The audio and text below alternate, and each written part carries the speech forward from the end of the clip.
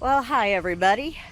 Welcome to another episode of Historical Markers. We are in Scottsboro, Alabama, and I am here for a craft retreat.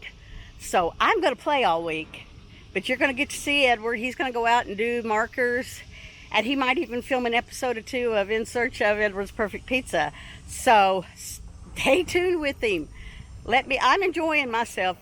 He's having fun out there doing the driving and going out there and finding out about the history. I can't wait to watch the series just to see what all he found. So stay tuned. Welcome to a new episode of Historical Markers. This time we are in Marion County, Tennessee, and we're in the Monteagle area in this episode and working our way downward toward the bottom of the county. There are several at the bottom of the county around South Pittsburgh, so we'll work our way down to that area. And so tune in and let's see what we can find in Marion County, Tennessee. This marker is the Crossroads of War, the southern Cumberland Mountains. Monteagle was an important crossroads in the southern Cumberland Mountains where roads and railroads crisscross rugged, scenic terrain. In the summer of 1862, Union and Confederate forces raced for advantage among these transportation corridors. In August, Confederate General Braxton Bragg marched his army north from Chattanooga to invade Kentucky. Union General Don Carlos Buell deployed his army throughout Franklin, Marion, and Grundy counties and made his headquarters west of here in Franklin County along the Nashville and Chattanooga Railroad at Decherd. After he learned that Bragg's army was moving north, Buell instructed his commanders to stop the Confederates while they were in the mountains. He told General George Thomas on August 22nd, "If we advance to Altamont, we may thwart Bragg, but the greatly difficulty is in moving in the mountains with our trains." When Thomas reported from Altamont, he despaired of the situation, telling Buell, "It will be as difficult for us to march across the mountains to Sequatchie Valley as for the enemy to come to Altamont. I would not advise concentrating here except for battle or for an advance to East Tennessee." The multiple reports Buell heard from his commanders in the three counties left him confused about how to respond. Buell sent orders on August 23rd for his forces to move from Jasper, McMinnville, and Tracy City and concentrate at Altamont. It was too late. Bragg's army marched to the north and east without significant opposition to the Kentucky border before the Federals had negotiated the rutted, difficult trails. This is the Rye Mabee, 1930, Marion County, Tennessee. It was placed on the National Register of Historic Places. If we look on the other side of the door, there's another National Register of Historic Places.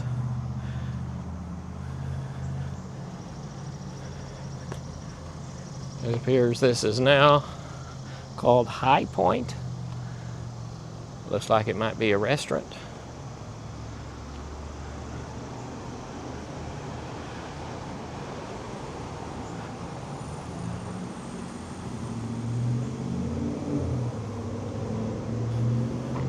And it is also the Mabee Homeplace in the town of Monteagle.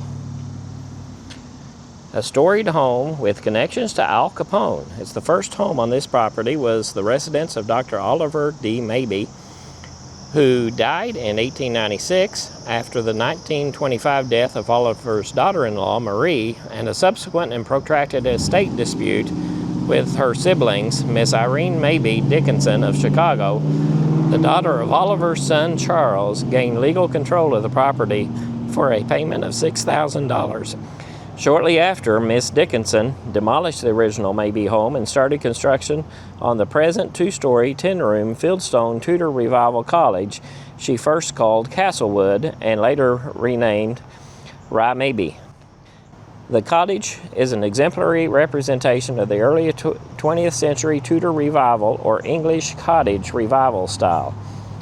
Roads first crossed over the narrowest portion of the Cumberland Plateau in the 1840s. The Mabee home is located on what was the earliest east-west post road and later the first turnpike between Nashville and Chattanooga. Interviews with persons living in Monteagle in the late 1920s indicate that Alphonse, aka Scarface Al Capone, frequented the original 1875 Mabee home. Capone, it is said, came through Monteagle on a regular basis when he was traveling between Chicago and his Florida estate in Miami. There are reportedly pictures from the late 1920s showing Capone in his car being towed up Highway 41 from Pelham after it had mechanical problems. In the 1950s, the home became a restaurant operated by Clara and Tom Shoemate. During that time, Rye Mabee was renamed Claremont.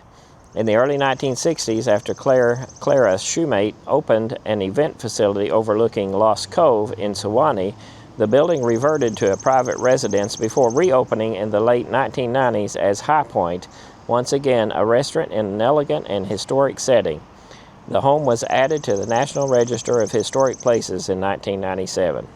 This marker is in Whitwell, Tennessee at the Whitwell High School. This is the Jimmy Wayne Rogers Memorial Fieldhouse.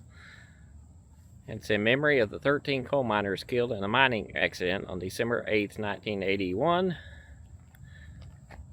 Here's the field house. If we turn around,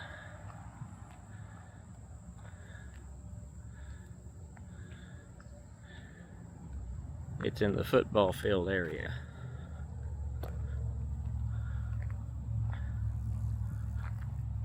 This marker is an appreciation for Judge M.M. Allison. It was erected by the people of the United States to mark their appreciation to the great service rendered by this judge. He was president of the Dixie Highway Association since its organization in 1915. The Dixie Highway was founded upon his faith, his hope, and his far vision, his indefatigable labor throughout the states wherein it winds, its useful way made possible its realization.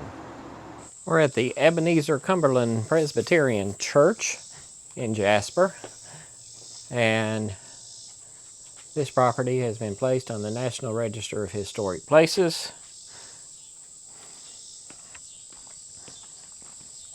Let's take it back and take a better look at this place.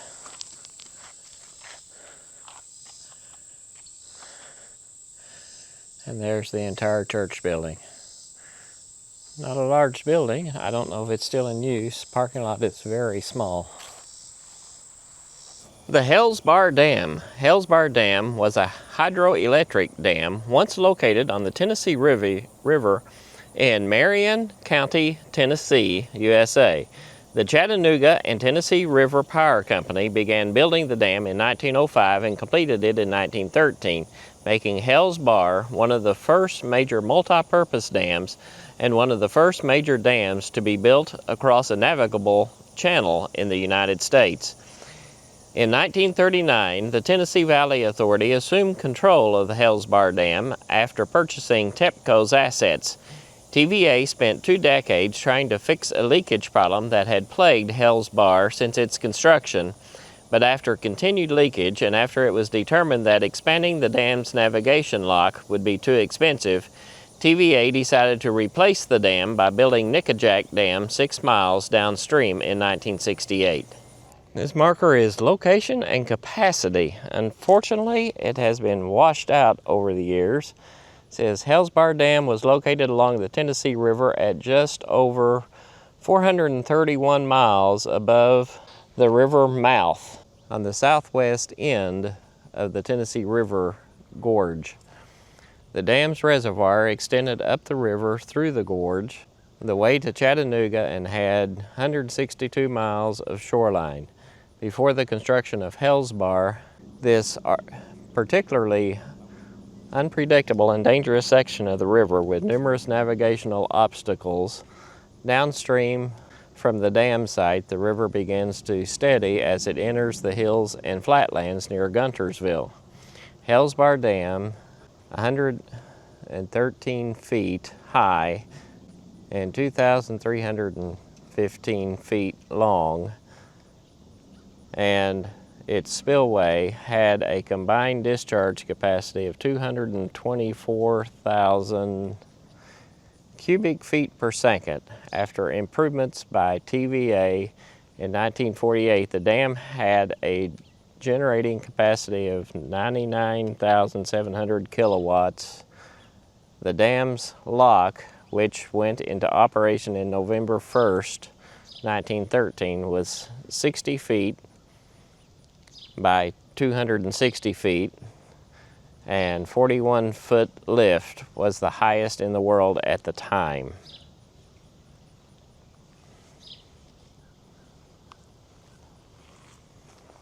Even though the sign is not really readable, the building is here.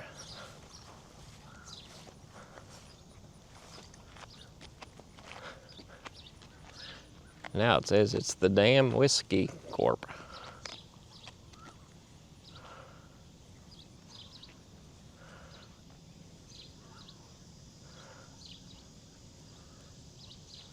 The Federal Georgia Road. During 1805 to 08, the U.S. government and state of Tennessee constructed the Federal Georgia Road in order to connect Tennessee to the Atlantic seaboard. The road proceeded north from Augusta to Spring Place, Georgia, where it divided. Federal Road proceeded northeast to Tellico Blockhouse. Georgia Road proceeded northwest to the Stones River, where it connected to the road to Nashville. The Cherokee later constructed an alternate route north of Lookout Mountain. Running Water Creek Bridge, Chickamauga Campaign Heritage Trail. The Nashville and Chattanooga Railroad Bridge over Running Water Creek was a vital link in the rail connection between Nashville and Chattanooga. The retreating Confederate Army destroyed it in the summer of 1863. The pursuing Federal Army expected to be able to use the bridge. Private William Miller, 75th Indiana Infantry, wrote in his journal on Sunday, August 30th, "We started from camp about 10 o'clock and was ferried across on flats with the rest of our brigade and started up the river near the railroad toward Chattanooga. It was very dark and the road rough and rocky and hard marching. We were on the road all night and arrived at Whiteside, or Running Water, about at daylight, where we found the rebels had burned the bridges. The bridge spanned the valley from one mountain to the other and was covered and iron roofed. It is about 150 feet high at the highest place. The bridge here cost a mint of money and serves the railroad and will take months to rebuild, so the cars can pass over, and should we take Chattanooga, our supplies would have to be carried over the mountain by wagons. The Federal Army rebuilt the bridge. Chelsea A. Mossman with the 59th Illinois Infantry wrote, "Orders came for our company to go to the aid of the railroad bridge as a guard for carpenters who are to rebuild the structure. The bridge is nearly a mile below camp, and go we must at once." So we packed up and started. We got to the bridge and arranged for the night. A contractor named Boomer of Chicago has the job rebuilding the bridge, and it must be completed in 40 days at the outside. The soldiers found uses for the sheet iron that had been used to cover the original bridge. Men utilized the old sheet iron from the wrecked bridge. Lieutenant Mossman continued, as a roof for their huts, and in a day or two, Company D will be about as cozily housed as any men in the field service can be. It often sounded as if we had started a boiler yard from all the pounding that was going on. Anyway, the Running Water Creek was completed at a cost of $95,000. It was 500 feet in length and 95 feet high, with a wooden trestle extending the length of 780 feet. And today, we are right beside I-24. This is I-24. That's all the traffic you've been hearing. And I've crossed under this bridge many, many times, but never knew that the historical marker was here. This marker's on the I-24 rest area, westbound, going across Nickajack Lake. But there's a marker here for the Civil War in Tennessee, the Kentucky and Tullahoma campaigns. You're about to enter Middle Tennessee, the site of two important Civil War campaigns. The first occurred in June of 1862 as Confederate General Braxton Bragg maneuvered the Army of Tennessee successfully through the mountains north past Union General Don Carlos Buell's Union Army and invaded Kentucky. At Monteagle, which is exit 134, a Tennessee Civil War trails marker explains the Federal dilemma. In June of 1863, the tables turned during the Tullahoma campaign as Union General William S. Rosecrans maneuvered his Army of the Cumberland south from Murfreesboro past Bragg and the Confederate Army of Tennessee after overwhelming the Confederate defenders of Hoover's Gap, which is at exit 97. On June 24th, the Federals occupied Manchester, which is at exit 111, and Shelbyville on June 27th as Bragg retreated. Tullahoma on the Nashville and Chattanooga Railroad was an important part of the Confederate communications and supply systems. Late in June, the Federals destroyed railroad tracks at Dishard, and at Sewanee on July 3rd, Bragg's army began its retreat to Chattanooga, leaving much of Middle Tennessee and the railroad in Union hands after a skillful campaign, remarkably low in Federal casualties. And there's a map here. You can follow the routes and each stop tell the story of the war's interesting people, places, and events. We're here down at the Love's Ferry marker. We're down by Nickajack Lake. And this is Samuel Love owned a farm on the Tennessee River between Jasper and Shelmond. He operated the ferry that was an important transportation artery linking Jasper and the rest of Marion County with the railroad at Shelmond. In addition to running the ferry, Love was also the mail carrier. Love's Ferry was a major crossing point used by the Federal Army during the Chickamauga campaign. In late August 1863, Colonel Edward King's brigade of Reynolds' division of the 14th Army Corps occupied Love's farm. Ordered to break the enemy's railroad communications, Colonel King wrote by the Chattanooga and Nashville Railroad at Bridgeport at Shelmond. Moved the 75th Indiana Infantry and a section of the 19th Indiana Battery to the Tennessee River opposite Shelmond, shelled the enemy after dark, crossed a small party in a canoe, and burned the Nickajack Bridge and captured the ferry boat. He then led a reconnaissance patrol over the river and drove the Confederates back beyond Whitesides. While camped beside the Tennessee River on Love's farm, the soldiers built a fleet of flatboats for the river crossing. Reynolds' division began crossing the Tennessee River on August 29th and completed the operation on September 2nd. They were followed by the 3 divisions of General Crittenden's 21st Corps on the 3rd of September. Lieutenant Colonel Wilburn F. Heineman wrote, "Reached the Tennessee River at Shelmond. There we were to paddle ourselves across on flatboats, half a dozen boats, each capable of carrying 2 wagons and a dozen mules at a cargo were our only means of ferriage. These had to be propelled by poles and paddles across a stream half a mile wide, and it was a slow and tedious work. The division had a herd of cattle, and it was proposed to cross them by swimming. One of the boats was loaded with cattle as a bait, and a sturdy steer was tied to the horns to the stern. The boat was pushed off, and of course the steer had to swim for his life. The 1,000 men more or less surrounded the cattle and with terrifying shouts drove them into the water, while the men on the boat employed their most persuasive arts to coax them to follow in the wake of the steer. They swam bravely for a time, and there was much rejoicing over the apparent success of the aquatic experiment. But before a quarter of the distance had been passed, the cattle showed that they were poor navigators. Either they lost their reckoning or their faith failed, for they began to swim around in circles in a state of evident demoralization. After floundering for a few minutes, they all struck out for the shore from which they had launched. There was no alternative, and they had to be ferried over in squads. By noon of the 5th of September, Lieutenant Colonel Heineman concluded, "We were in motion again, camping for the night within 12 miles of Chattanooga, within sight of the enemy."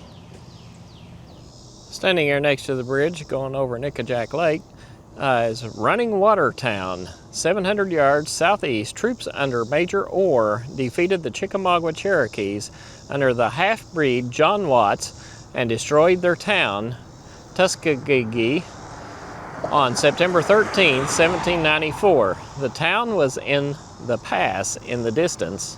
Dragging Canoe, the great chief, is buried near there. Betsy Pack, born Elizabeth Lowry, daughter of Chief John Lowry of the Cherokee, she lived in a house about 60 yards southeast. After her marriage, she donated the ground on which the town of Jasper was laid out. In 1820, when the county seat was moved here from Cheekville, near Whitwell, about 12 miles northeast. We're in Jasper, Tennessee, at the Will Cummings Highway, in recognition of the rare vision, the indomitable courage, and capacity of achievement of Will Cummings, County Judge of Hamilton County, the pioneer of permanent road building and public improvements in East Tennessee and the Chattanooga District. The 1931 session of the State Legislature of Tennessee, by joint resolution, designated this highway the Will Cummings Highway. Here is one of the most picturesque highways of the state. It extends from Jasper to Chattanooga, passes under the historic point of Lookout Mountain, the site of the Battle Above the Clouds, above the famous Moccasin Bend, winds through the Wauhatchie Valley, and skirts the beautiful Tennessee River. Every foot of this scenic route was bitterly contested and fought for by the Federal and Confederate armies during the war between the states. This marker was erected by grateful citizens in appreciation of the services rendered Hamilton County and this section of the state by Judge Will Cummings. Well, thank you for watching another episode of Historical Markers. That was part of Marion County, Tennessee. We will continue that in the next episode, so stay tuned for more episodes of Historical Markers. Like, subscribe, and we hope to see you in the future episodes.